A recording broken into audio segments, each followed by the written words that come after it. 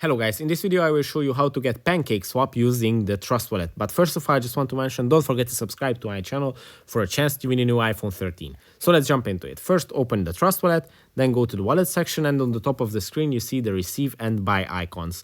You can tap on the one that you are interested in, type in at the search bar PancakeSwap token, and when you tap on it, it's going to generate for you your QR code, and with this QR code you can receive PancakeSwap tokens. Or you can just tap on copy and you can copy your PancakeSwap address and receive PancakeSwap this way. The second option, the set amount option, is a very cool feature. Here you can type in a set amount of PancakeSwap coins, in my case 68, and it's going to generate a new QR code, and with this new QR code you can receive just this exact amount of PancakeSwap, which is a very good feature for payments or transactions.